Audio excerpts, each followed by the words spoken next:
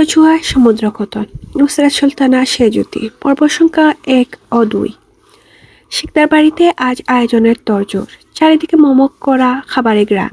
বসার ঘর থেকে সিঁড়ির অপারটা ফুল দিয়ে সাজানো। বাড়ির চার কর্তা হাঁক ডাকে পুরো দস্তর সবর নিবাস। পিউ গেমে নিয়ে মাত্রই ঢুকলো। গোটা ঘরের চোখ দাদানো সাজগুজের চেয়েও খাবারের গন্ধে পেট মুচড়ে উঠল তার। সেই কোন সকালে স্কুলে গিয়েছিল, তারপর কোচিং, রাস্তায় একগাধা জ্যাম পার করেই মাত্র এসেছে। এত গরম যে পরনের ইউনিফর্মটা অবধি ভিজে লেগে গেছে পিঠে। তবে মনে হলো না বাড়ির কারোর ওর দিকে চুকটুক পড়বে। সবাই যে যার মতো ব্যস্ত। ওই তো অদূরে আব্বু হাত তুলে তুলে লোকজনকে দিয়ে ফুল টানানোর তর্জন গর্জন দিচ্ছে। মেজো চাচ্চু ছোট চাচ্চুর সাথে কে যেন আলোচনায় মশগুল।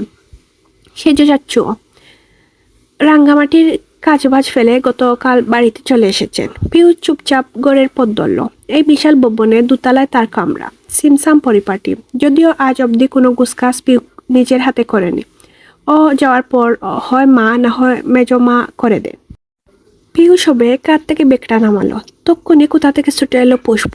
হড়বড় করে বলল, এসে গিয়েছিস? তোর জন্যই বসেছিলাম।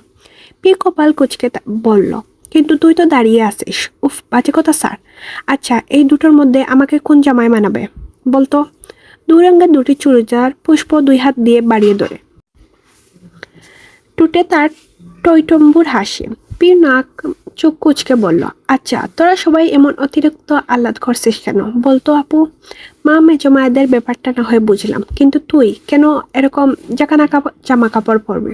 বাড়ির ছেলে বাড়ি ফিরছে, তোর জন্য তো পাত্রপক্ষ আসছে না।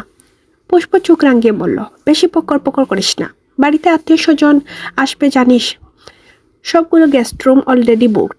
মামারাও পায় কাছাকাছি। আব্বু আজ গোটা গোষ্ঠীতে দাওয়াত দিয়েছেন, তার মধ্যে কি আমি সেরা জামা পরে যাব? পিউ ক্লান্ত শ্বাস ফেলল। তার এসব ভালো লাগছে না। বাড়ির ছেলে বাড়ি আসবে, তা নিয়ে সবার কি গদগদ ভাব। সব থেকে দুঃখ লাগছে মেজমায়ের আদরটা এবার দুভাগ হয়ে যাবে। নিজের ছেলে এলে কি আর মেজমা ওকে এত ভালোবাসেন? তখন ছেলে নিয়ে ব্যস্ত হয়ে যাবেন না? তখন পিকুয়ে কি চুল বেঁধে দেবে? মা বকতে এলে কে বাঁচাবে? ও অনীহা চিত্তে আঙ্গুল দিয়ে দেখালো একটা জামা, এটা পর। পুষ্প তড়িৎ জামাটা নিয়ে ঘরে ছুটে গেল। পিউ তাজ্জব হয়ে বলল, এ আজকে একটু বেশি খুশি। দূর, তাতে আমার কি? আমার এখন খুব খিদে পেয়েছে, খেয়েই পারলেই হবে। পিউ মুখ কালো করে ওয়াশরুমে ঢুকলো। আজকে এ বাড়ির বড় ছেলে নিউ ইয়র্ক থেকে ফিরেছে, তা পাক্কা 7 বছর পর। শুনেছিল একটা চরম বিয়াদবির কেসে আপু তাকে বেদরম পিটিয়ে দেশ ছাড়া করেছে। তারপর থেকে ছেলে আর বাড়িমুখো হয়নি। জেদ করে নিজের একটা ছবিও পাঠায়নি। ভিডিও কলে আসা তো দূর, মাঝে মধ্যে মায়েদের সাথে কথা শেষ করতেই খবরাখবর দিতেন, ব্যাস ওইটুকুই। তাই কখনো কেউ জানে না সে লোক দেখতে কেমন। 7 বছরে নিশ্চয়ই অনেক বদলে গেছে। পিউর বয়স তখন মাত্র 8, তাই ওর কিছু মনে থাকা তো দূরে, মাথাতেও নেই। আর সে মাথাতে আনতে চাইছেও না। যে লোক আব্বুর মার খেয়ে বাড়ি ছাড়লো তিনি নিশ্চয় সাধু বাবা নন। পিউ সকালে শাওয়ার নিয়ে স্কুলে গিয়েছিল, তাই কোনো রকম হাত মুখ ধুয়ে জামা পাল্টে নিচে নেমেছে। সামনে তার এসএসসি পরীক্ষা, সেজন্য এখন পড়াশোনার প্রচুর চাপ। বাড়ির এই আড়ম্বরপূর্ণ ব্যাপার সেপারেও ক্লাস মিস দিতে পারেনি। সিঁড়ি বেয়ে নামতে নামতে দেখলো বাড়ির 3 গিন্নিরা সমানে ছুটাছুটি করছেন। ছোট চাচা আনিস এখনো বিয়ে করেননি। সদ্য এসে বসা অতিথিদের আপ্যায়নে ততস্থ সবাই, এমনকি পুষ্প বিশ্রাম নিতে পারছে না। পিউ গলা তুলে আবার আশেপাশে তাকালো। সাদিফ রাদিফ তার সেজো চাচ্চুকে দেখা যাচ্ছে না। ও নেমে দাঁড়ালো এক কোণে। তখন সামনে দিয়ে হন্তদন্ত পায়ে রান্নাঘরে যাচ্ছিলেন মিনা। ওকে দেখেই বললেন, ও মা, তুই কখন এলি? আমি তো। ভদ্রমহিলার কথা টেনে নিলেন। পাল্টা প্রশ্ন করলেন, কিছু খেয়েছিস? পিউ ফের কথা হা করতে গেলেও একবারে কথা টেনে নিয়ে তিনি, আর একই, তুই এমন একটা মেরমেরে জামা পরেছিস কেন? কত লোক বাড়িতে, যা যা গিয়ে পাল্টে আয়। আমি যাই, অনেক কাজ। তুষার এয়ারপোর্টে নেমেছে, বলতে বলতে চলে আসবে। খাবারের ব্যবস্থা করতে হবে না? নিজের মতো হড়বড়িয়ে বলে চলে গেলেন মিনা। পিউ টুট ফুলার। ওর কথা যদি নাই শুনবে জিজ্ঞেস করলো কেন? হু আসতে না আসতেই সারাদিন শুধু দূষর আর দূষর। তক্ষুনি হইচই শুরু হলো। বাড়ির মূল ফটক পেরিয়ে একটা সাদা গাড়ি ঢুকেছে। কেউ একজন চেঁচালো, চলে এসেছে, দূষর চলে এসেছে। পুষ্প সবার হাতে হাতে শরবতের গ্লাস দিচ্ছিল। ঘোষণা শুনে সোজা হলো তড়িৎ। ট্রেন নামিয়ে রেখে উদ্দিক পায়ে ছুটে এলো গেইটে। যেতে যেতে চেঁচালো, মা, মেজমা, সবাই এসো, ভাইয়া এসে গেছে। বাড়ির বড় কথা আমজাদ শিকদার ফোনে কথা বলছিলেন। লাইনটা কেটেই জোরালো পায়ে এগোলেন তিনি। গলা তুলে বললেন, আফতাব, আফতাব, নিচে এসো, ওরা এসে গেছে তো। গিন্নিরাও কেউ তেমে নেই, যে যার মতো চঞ্চল কদমে সদর দরজা পার হলেন। পিউ এগোলো আস্তে ধীরে, তার বাসি মুখে হাসি নেই, পেটের ভেতর ইঁদুর চৌমুক করছে। অথচ ওর নিজের মাও একটু খবর নিল না। ও দীর্ঘশ্বাস ফেলে মায়েদের পেছনে গিয়ে দাঁড়ালো। 15 বছর বয়সে তার উচ্চতাই বা কত, বড় বড় মানুষগুলোর পেছনে ক্ষুদ্র শরীরটা হারিয়ে গেল তাই। বাড়ির একদম সামনে এসে দাঁড়ালো গাড়িটা। মুহূর্তে রাদিফ, আজমল নামলেন। ড্রাইভারের পাশে জানালায় বসা সাদিফও তড়িগড়ি করে নামলো। হৈ হৈ করে বলল, পুষ্প, ফুল সেটা, ফুল সেটা। কিরে, ফুল কই? পুষ্প বেগ্র চাউনি অন্য কোথাও। গাড় উঠছে, সে ভিন্ন কাউকে খুঁজছে। কথাটা নড়েচড়ে চাইল। হ্যাঁ, ফুল, ফুল তো আনিনি। সাদিফ চোখ শব্দ করলো। চশমাটা নাকের ডোকায় ঠেলে গম গম করে বলল, তুই কোনো কাজের না। পিউকে বললে ও ঠিক করে রাখতো। পুষ্প টুট উল্টালো। ও কি আজ নিজের মাঝে ছিল নাকি? সারাদিন অপেক্ষার উচ্চাটনে মারছে। আর সেই উচ্চাটন কমাতেই পেছনের দরজা খুলে পাঞ্জাবি পরা এক সুদর্শন যুবক নামলো। তার আর চোখের নজরটা প্রথমেই বর্তালো পুষ্পের পানে। অমনি সেট দ্বারা সোজা করে ফেললো মেয়েটা। চোখ সহ চিবুক জটপট নামিয়ে নিল গলায়। ততোধিক দ্রুত চোখ সরালো ইকবাল। টুটে হাসি টেনে খুব উৎফুল্ল গলায় বলল, আসসালামু আলাইকুম আন্টি, কেমন আছেন আপনারা? মীরা বেগম গদগদ হয়ে বললেন, ওমা ইকবাল, এসেছে তাহলে। আমি তো ভাবলাম আজকেও পাবো না তোমাকে। কি যে বলেন আন্টি, আমার জান প্রাণ কলিজার অর্ধেক ফেরত এলে আমি না আসে পারি? অন্তত ওর খাবার দাবারে ভাগ বসাতে হলেও আমাকে আসতে হতো আন্টি। আমজাদ চিৎকার অতক্ষণে উদ্গ্রীব হয়েছিলেন। ইকবালকে দেখেই ব্রুতে বাজ পড়ল। বিরক্তিতে গুটিয়ে বসলো নাকটা। এই অকর্মা ছেলেকে আজকেই আসা চাই। যেই খবর পেয়েছে দুশোর ফেরার, অমনি হাজির। আবার রিসিভ করতে এয়ারপোর্টে গেছিল। ইকবাল তাকালো তখনই। ভদ্রলোকের তপ্ত চোখে যেন জলসে গেল ছেলেটা। মিনমিন গলায় বলল, আসসালামু আলাইকুম আঙ্কেল, ভালো আছেন? আমজাদ গলা জানলেন, তমতম করে বললেন, আসি, তুমি? ইকবাল ফুস করে শ্বাস ফেলল। মনে মনে বলল, আপনার মেয়ের স্বপ্নে এসে যা জ্বালিয়ে মারছে আর ভালো থাকা। কিন্তু মুখে হাসল সে, মাথা নেড়ে বলল, ভালো। রুবায়দা আকুল হয়ে বললেন, কই আমার ছেলে কই? বাবির অস্থিরতায় আজমল হাসলেন। পিছু ফিরে দরজা খুলে বললেন, কিরে আয়। 2 সেকেন্ড পর এক জোড়া চকচকে জুতা পরা পা মাটিতে এসে দাঁড়ালো। বেরিয়ে এলো একটা লম্বা চওড়া শ্যামলা দেহ। রুবায়দা অমনি ছুটে গেলেন। 2 হাতে জড়িয়ে ধরে কেঁদে উঠলেন হাউমাউ করে। হা হা করে ডাকলেন, দুশোর, আমার দুশোর। এতক্ষণে নিরস পিউ একটু উৎসুক হলো এবার। ওপাশে কি হচ্ছে দেখবে না? বীরবারটা 2 হাত দিয়ে তুলে কোনো রকম মাথাটা বের করে উকি দিল সে। গাড়ির কাছে ছোট্ট জটলা চাপিয়ে দীর্ঘদেহী মানুষটাতে চোখ পড়ল প্রথমে। একটা শ্যামলা চেহারা, গুছানো ট্রিম করা চুল, হালকা খোঁচা দাড়ি, পরনে সাদা শার্ট, চোখা নাক, চিকন দুটো চোখের সাথে পুরুষালে পাতলা রক্তাপ ঠোঁট। নাড়িয়ে মাকে কিছু বলছে সে। এত বছর পর বাড়ি ফিরলেও সৌজন্যতার খাতিরে মুখে এক টুকরো হাসি নেই, গম্ভীর আদল। কপালে বাজ ফেলে মায়ের চোখের পানি মুছল শুধু। অথচ অকারণে সেট করে উঠল পিউয়ের বুক। মুগ্ধতার জোরালে কম্পনের হৃদয় একটি সুনিশ্চিত কম্পন হারালো বহুদূর। হা হাওয়া টুটের সাথে ফেলফেল করে তোমাটে পুরুষের পানে চেয়ে রইল সে। চোখ চাপটে ভাবলো, বাবা রে বাবা, এটা আমার কাজিন, এটা তো একটা ডেইরি মিল্ক রে ভাই। পিউ চোখ ঘুরিয়ে দুশোরের পা থেকে মাথা অবধি মাপলো। এত সুন্দর, এত দাঁড়ালো মুখের গড়ন, এত লম্বা, ওমা, এ যে পুরো বোমা। এই এটমগুনকে এখন পিউ বাই ডাকবে কেমন করে? পিউ এক ছুটে গড়ে চলে এলো। দরজা চাপিয়ে পিঠ টেসলো তাতে। মুখে হাত দিয়ে বলল, হায় আল্লাহ, এ আমি কি দেখলাম? কাকে দেখলাম? কেন দেখলাম? কেউ এতটা হ্যান্ডসাম কি করে হয়? পিউ তড়িৎ ছুটে এসে আয়নার সামনে দাঁড়ালো। নিজের এই অগোছালো মেরে বেশাবুতো দেখে কুচকে বসলো কপাল। মনে হলো অমন সুন্দর মানুষটার পাশে ওকে একটুও মানাবে না। সাজতে হবে, প্রচুর সাজতে হবে। পিউ তাড়াহুড়ো করে নতুন জামা নিয়ে ওয়াশরুমে ছুটলো। পাল্টে এসে বেনি খুলে চুল খুলে সারিয়ে দিল পিঠে। পুরন্ত টুটে জুড়ে বরে ম্যাচিং লিপস্টিক পরলো। কাজল টানলো টানা চোখে। কপাল টিপ পড়লো ছোট্ট দেখে। হাতের কবজি পড়লো রেশমি চুড়ি দিয়ে। সব শেষ করে ফের দেখলো সুন্দর লাগছে কিনা। লাগছে বোধ হয়। পিউ স্লিপার পরতে গিয়ে থামলো আবার। মানুষটা তো খুব লম্বা, ও পাশে দাঁড়ালে সারপুকার মতো লাগবে, কিন্তু ওর যে হিল জুতো নেই, কি করবে এখন? পিউ মাথা চুলকায় ভাবে। তারপর ছুটে যায় পুষ্পর রুমে। তার সেলফে কয়েক রকম জুতা দিয়ে ভরা। পুষ্প নতুন এক জোড়া জুতো খুব দাম দিয়ে কিনেছিল, এখনো প্যাকেট খোলেনি। পিউ তাড়াহুড়ো করে ওটাই পড়লো পায়ে, কিন্তু ওর থেকে 1 ইঞ্চি বড়। ডিল হচ্ছে তারপরও এটা পরে সিঁড়ি বেয়ে নামতে পারলেই হলো।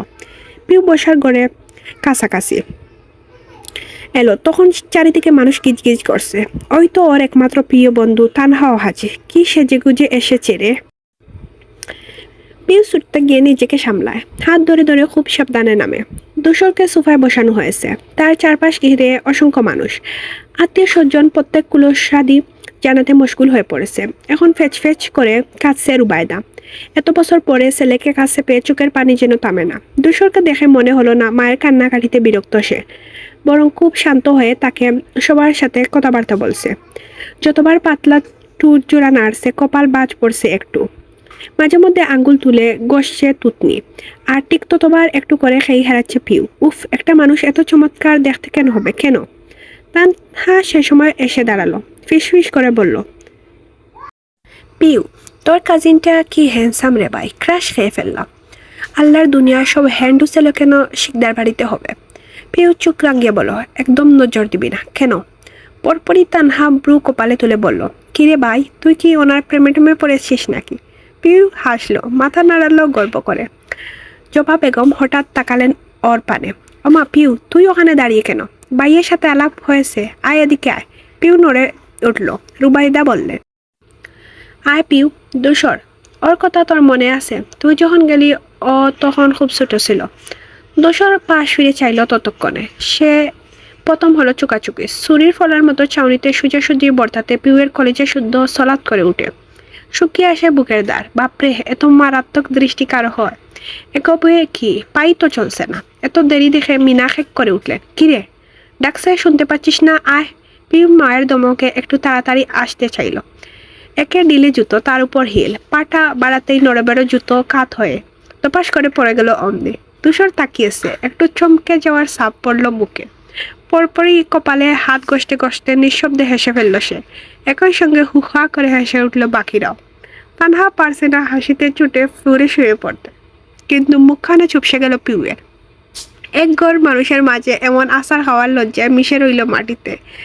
রুবাইদা ছুটে আসছিলেন ওকে ধরতে, কিন্তু পিউ সুযোগটুকু দিল না। উঠেই ছুটল, কিন্তু দুপা এগোতেই দুম করে পড়ে গেল ফের। অমনি হাসির তুরে গড় সেয়ে গেল। এই লজ্জা কি করবে বুঝতে পারল না। তুষের সামনে দুবার আসার খেয়ে ওর কি এখন কেঁদে মরে যাওয়া উচিত? আমজাদ চিত্তার অনেকক্ষণ নিজেকে ব্যস্ত রাখছেন যাতে দুশোর কাছে যেতে না হন। গেলেই কথা বলতে হবে, ওসব তিনি পারবেন না। এদিকে বাড়িতে আসা পৌরুষ আত্মীয়দের নিয়ে আলোচনার মশগুল থাকার নাটকটা বেশিক্ষণ ধরে রাখা যাচ্ছিল না। মিনা বারবার এসে ঘুরে যাচ্ছেন, রুবায়দাও ডাকছেন। উফ, কেউ তার দিকটা বুঝতেই চাইছে না। এরই মাঝে আফতাব পাশে এসে দাঁড়ালেন, মিনমিন করে ডাকলেন, ভাইজান ইয়ে। আমজাদ বললেন, ইয়ে থেকে এবার একটু সামনে এগো আফতাব। তখন থেকে এসে শুধু ইয়ে ইয়েই করছো। ভাইজান, বলছিলাম যে ওগরে যাবেন না, পরে যাব। চলুন না যাই। আশ্চর্য, আমার সাথে তোমার কি? তুমি যাও না। আফতাব মাথা নুইয়ে বললেন, আমি একা একা যেতে পারছি না ভাইজান, আমার খুব ইয়ে লাগছে। আবার ইয়ে, চলুন ভাইজান, চলুন প্লিজ। আমজাদ চুপ হয়ে রইলেন। যেতে তার মনে চাইছে, কিন্তু পারছেন কই? এখনও চোখের পর্দা স্পষ্ট সেই দিনটা। ছেলেটাকে জোর করে মেরে দেরে বিদেশ পাঠিয়েছিলেন। আগের দিন খুব কাঁদলো, অনুরোধ করলো যাবে না, কিন্তু বাড়ি ছাড়ার সময় শক্ত পাথরের মতো বসে রইল কেমন। একটা কথাও কারোর সাথে না বলে, বিদায় অবধি না নিয়ে চুপচাপ উঠে বসলো গাড়িতে। ছেলেটা সেই পাথুরে চাউনি কথা ভাবলেই আমজাদ কেমন নার্ভাস হয়ে যাচ্ছে। নিশ্চয়ই অনেক অভিযোগ পুষে রেখেছে দূষণ। কি করে বুঝাবেন? ওসব তো ওর ভালোর জন্যই করেছিলেন তিনি। না হলে যে রাজনীতির পেশাদে এতদিনে আষ্টে আটকে যেত ছেলেটা। আমজাদ ফুস করে শ্বাস ফেললেন। আচমকা একটি দৃঢ়স্বর ডাকলো, চাচ্চু। জোট করে পেছনে ফিরে চাইলেন তিনি। দূষর এসে দাঁড়িয়েছে, হাস্যহীন গম্ভীর একটা মুখ। আমজাদের খুব খারাপ লাগলো। ছেলেটা তাকে বড় আব্বু ডাকত। শিকদার বংশের প্রথম সন্তান হওয়ায় আদর ছিল আকাশ সমান। আজ একটা দূরত্ব হয়ে গেল, যে ডাকটা বদলে ফেলেছে। আস্তে ধীরে উঠে দাঁড়ালেন আমজাদ। কিছু বলার আগে দূষর আচমকা এসে জড়িয়ে ধরল। হতবাক হলেন ভদ্রলোক। বিস্ময় নিয়ে চাইলেন বাইয়ের দিকে। আফতাব বুক পুরে হাসলেন। দূষর যেমন দ্রুত জড়িয়ে ধরল, তার চেয়েও দ্রুত সরে গেল আবার। আমজাদ কেমন বলতে বলতেই লম্বা পায়ে গড় ছেড়ে বেরিয়ে গেল সে। ভদ্রলোক আহত হলেন। তার চেয়েও কালো হলো আফতাবের মুখখানা।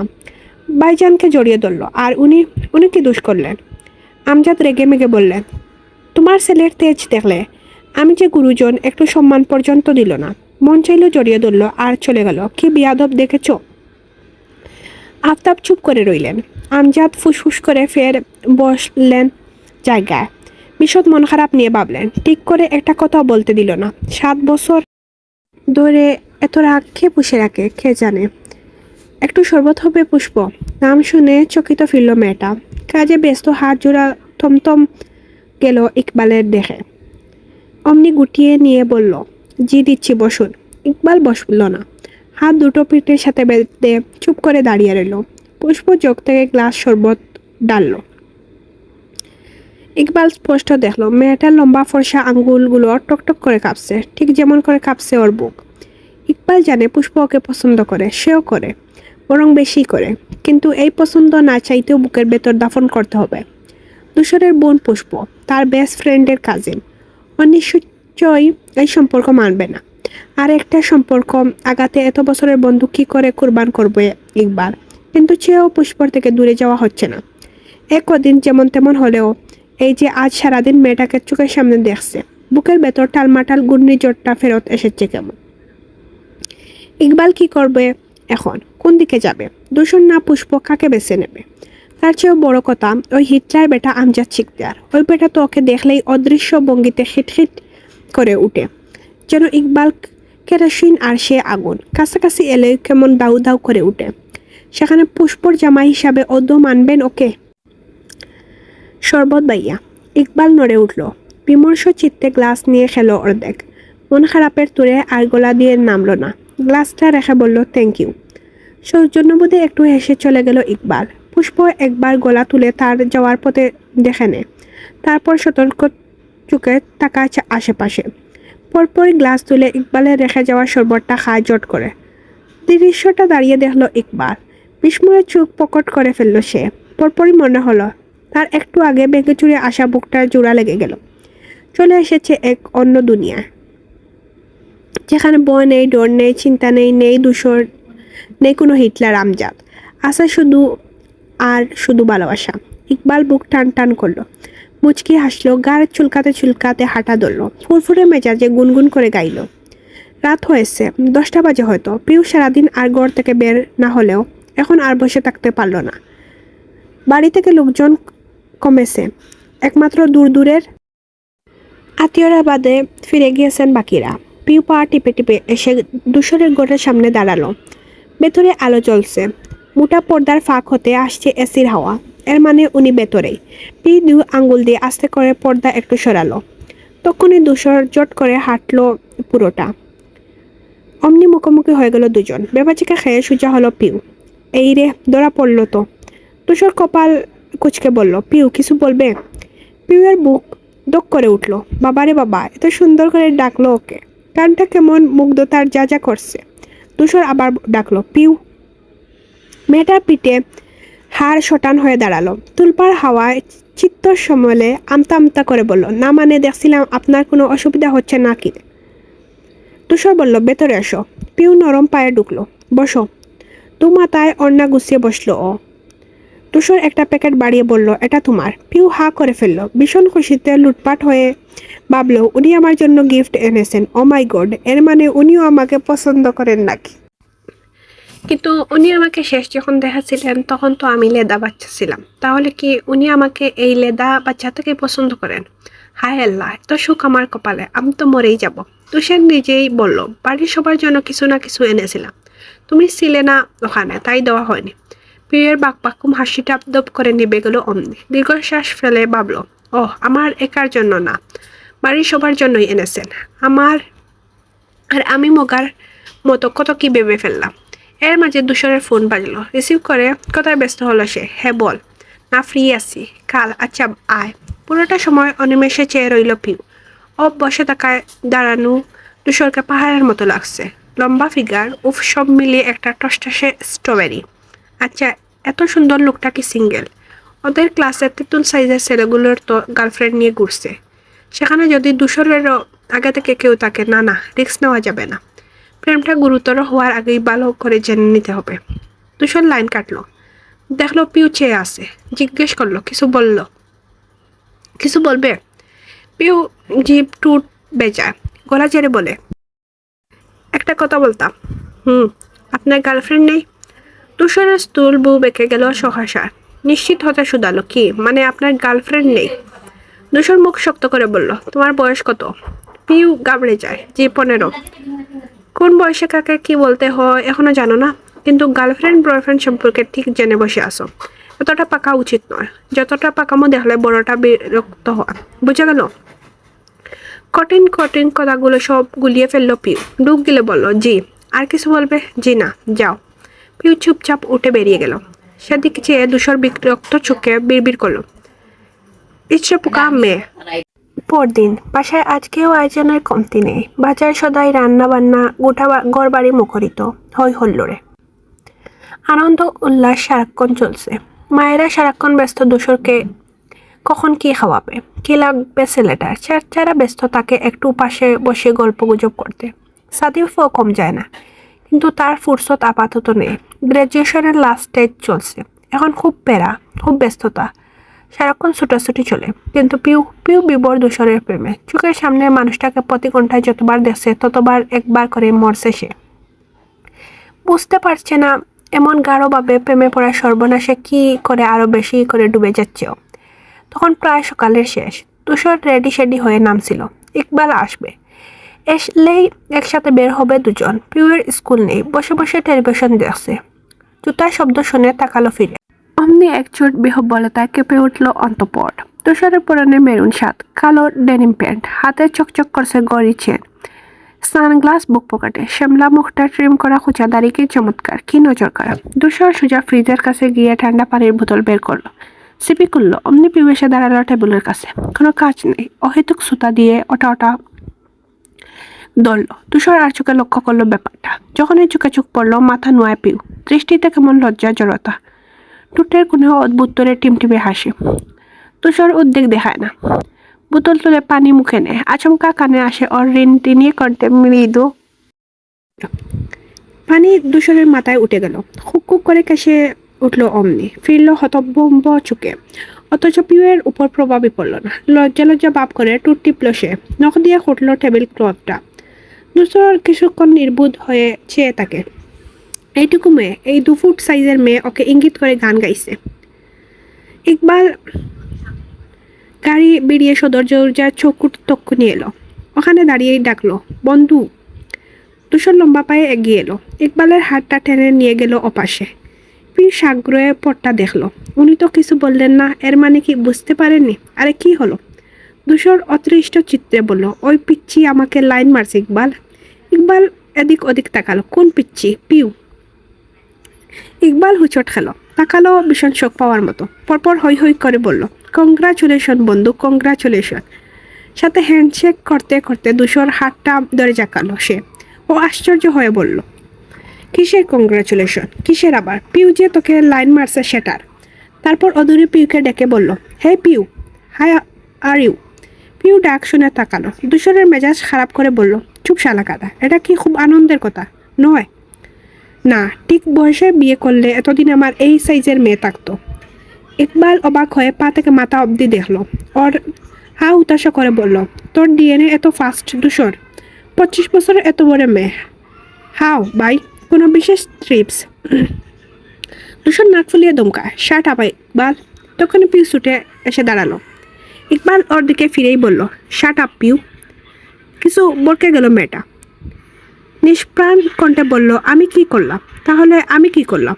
বেচারি কিছুই বুঝল না, রইল বুকা বুকা চোখে। দুশোর শক্ত কণ্ঠে শুধালো, এখানে কি চাই? পিউ চিপুক নোয়ালো, অন্যার মাথা আঙ্গুলে পেঁচাতে পেঁচাতে বলল, আপনাকে। দুশোর বর্জ্যের ন্যায় শব্দ শুনল সহসা। কি? পিউ হড়বড়িয়ে কথা শুধরে নে, না মানে আপনাকে একটা কথা বলতে এসেছি। মা বলেছিল আজকে ইকবাল বাইকে নিয়ে দুপুরে এখানেই খেতে। ইকবাল চোখ বড় করে ভাবল, আমাকে? ওই হয় এক্ষুনি জামাই আদর দেবে নাকি? হেসে বলল, আমি নিশ্চয়ই আসবো পিউ, হাতের কাজটা সেরেই আসবো। পিউ মাথা নাড়ালো, কিন্তু ও জায়গা ছাড়ল না। তার লাজুক নির্বন্ত দৃষ্টিচোরা বারবার দুশোরতেই ঘুরছে। টুটের বাজে মিটমিটে হাসি। ইকবাল নিজেও টুট চেপে হাসলো তাতে। এই যে দুশোরের কটমটে চাউনিটা, মজা লাগছে ওর। দুশোর বিরক্ত চোখে বলল, আর কিছু বলবি? পিউ মুখ তুলল। পল্লব চাপটে বলল, আপনি তো আমাকে তুমি করে বলেন, এবার থেকে তুই বলবো, কোনো সমস্যা? পিউ মিহি স্বরে বলল, আপনি যা বলবেন তাই সই। দুশোরের নাকের পাটাটা ভীষণ রাগে ফুলে উঠলো অমনি। দমকে বলল, যা এখান থেকে যা। পিউয়ের বুক সেট করে উঠল। এত জোরে ওর সাথে কেউ কখনো কথা বলেনি। মিনসে গলায় বলল, এরকম করছেন কেন? আমি কি কিছু করেছি? তুই যাবি? তুষারের কষ্টটা এই প্রথম দেখল পিউ। চোখ দুটো লাল, চিপুক দাঁড় কেমন মটমট করে ফুলছে। পিউয়ের আর দাঁড়ানোর সাহস হলো না। আবেগে অসহায়ত্ব, অতপর ফুলকো জোয়ার নিয়ে তড়িৎ ছুটে গেল সে। ইকবাল বলল, আহা, বকলি কেন মেয়েটাকে? দেখছিস কেমন করছিল? ইকবাল দুষ্টু হাসলো, মাথা জাকিয়ে বলল, দেখছিলাম তো, ভালোই লাগছিল। উফ দুশর, তোদের যা মারাবে না ভাই। আমি তো ভেবেই ফেলেছি তোদের বাচ্চা কাচ্চা হলে কি নাম রাখবো। ছেলে হলে দুলা, মেয়ে হলে বালি। ইজ ইকুয়াল টু দুলাবালি। দুশোর বিয়ে পর বউ পেয়ে আমাকে কিন্তু বলে যাস না বন্ধু। দুশোর হুক্কার ছুটল কঠিন স্বরে, ইকবাল, দুশোর মার খাবি, তুই খাবি। দুশোর অমনি সাথের হাতটা গোটা, আয় মার। ইকবাল মশা তাড়ানোর মতো হাত নাড়ালো। মাথা খারাপ, তোর মতো পোকা মেরে আমার এতদিন জিম করা বডিতে ইফেক্ট ফেলবো না।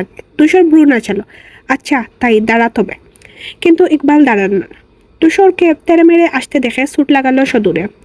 পিছু পিছু দুশোরও ছুটল তার। পিউ এসে ঘরের চেয়ারে টেনে দপ করে বসলো। টুট জোড়া ফুলে টেনে টুটে খাতা বের করে লিখলো, দুশোর ভাই, আপনি এই প্রথমবার আমাকে দমকেছেন। জানেন কত ভয় পেয়েছি আমি। ভালোবাসে বলে কি ভয় দেখিয়ে মেরে ফেলবেন নাকি?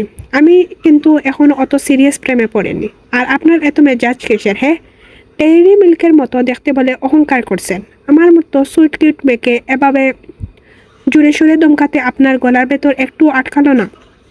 এত নিষ্ঠুর কেন মানুষ হয়? পিউ খাতা বন্ধ করে গালে হাত দিয়ে বসলো। চোখ দুটো গড়িয়ে তম ধরে বসে রইল কিছুক্ষণ। পরপর মুচকি হেসে বলল, তাক, একটু দমকালে কিছু হয় না। উনি না দমকালে কে দমকাবে? উনিই তো আমার নিজেরই লোক। আচ্ছা, দমকানো শুনো, ওনাকে কি সুন্দর লাগছিল না?